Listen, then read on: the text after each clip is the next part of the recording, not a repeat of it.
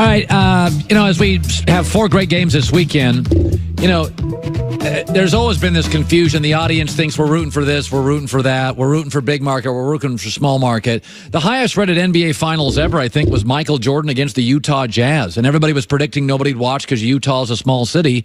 But it was a great story. And it was Michael Jordan with a 100-degree temperature and the Utah Jazz with this pesky team that gave Jordan trouble. And there was all sorts of drama. Ratings come from stories, not market size. Okay, that's the reality of it, is that Boston and the Patriots, this has been a dynasty. Alabama is a dynasty. It's not always big markets that control sports or get the ratings. It's the best stories. So the Utah Jazz Michael Jordan finals was the highest rated finals of all time. Michael had played Barkley and the Suns. And you'd think that would be a huge rating because Barkley was a star. That was a little Utah Jazz. And so this weekend, if it was up to me, that I was rooting for the best stories, because the best stories mean I'll get better ratings, the numbers inflate, more people watch our show, we can build a bigger staff. We're rooting for the most interesting stuff to happen. So when you get up Monday morning, you're like, yeah, let's just see what Joy and Colin have to say. That's what we're rooting for. We're rooting for interesting. So let's go through all 4 games. What would be the most interesting outcome? Kansas City at Indianapolis. I believe the most interesting outcome is a shootout between the next Brady and Manning. For the next 10 years, Patrick Mahomes and Andrew Luck are going to go toe-to-toe. And I want a shootout. And I want Kansas City winning. And I want the MVP winning. And I want Andy Reid winning. And I think it's 34-33. And this is Peyton Manning and Tom Brady early in their careers. Obviously, Mahomes younger than Andrew Luck. But I want Mahomes to be flashy and no-look passes and left-handed passes and be a contrast of styles. That Mahomes comes out, he is Brett Favre. He makes a real bonehead interception. He makes some mistakes. But he has 2 or 3 unbelievable all-time highlight plays. Meanwhile, Andrew Luck is 28 for 34.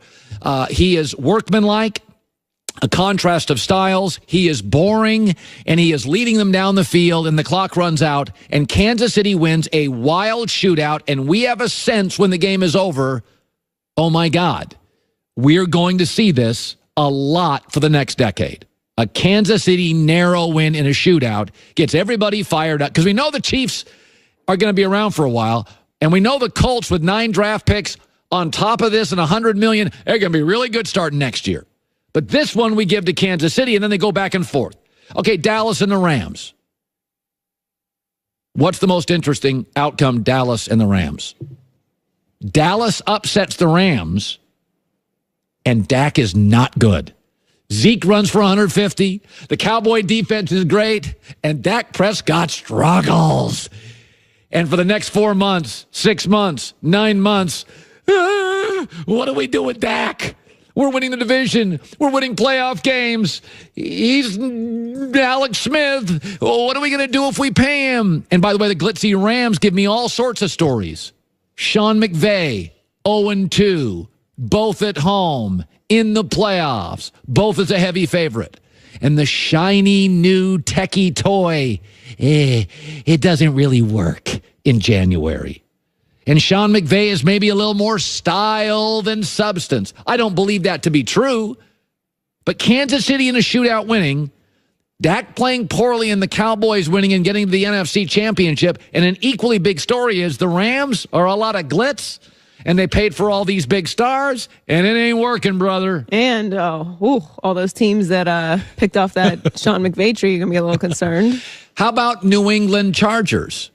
We said this yesterday. The Chargers don't beat New England. They beat them 33-14.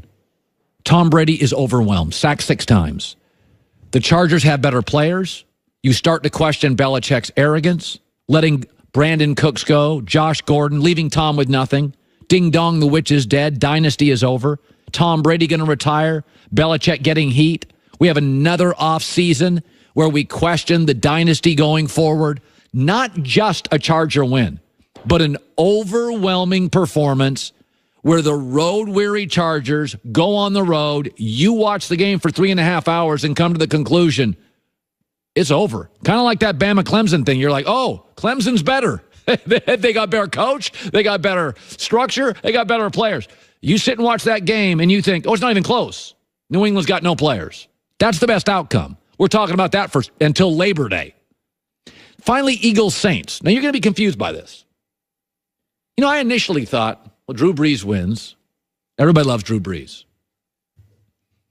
But what if the story Sunday night is, holy crap, Philadelphia wins, close game, 4th and goal, Doug Peterson, Nick Foles again, pull one out of there, you-know-what. And then after that, it would be the Eagles at the Cowboys for the NFC Championship. Yeah, I'll take that. Yeah, I'll take that. If Philadelphia wins another close situational game, let's see, they beat Atlanta in one of those, and they beat Brady in the Super Bowl in one of those, and they just beat the Bears in one of those, and they earlier this year beat the Texans in one of those, and they're getting into a habit that Doug Peterson, if he wins another one against a great quarterback, there's a Belichickian thing going on where it is not a coincidence. Philadelphia is simply smarter, owner, GM, coach. We've got a Wentz-Foles controversy. I think Philadelphia winning close. Colin, what about the Breeze, Brady, Super Bowl? Well, in my scenario, Brady doesn't get past the Chargers, so that's not going to happen. If you're asking me what's interesting on Monday, what is the most angst? Kansas City wins in a shootout. Dallas wins, but Dak struggles. The Patriots get absolutely rolled.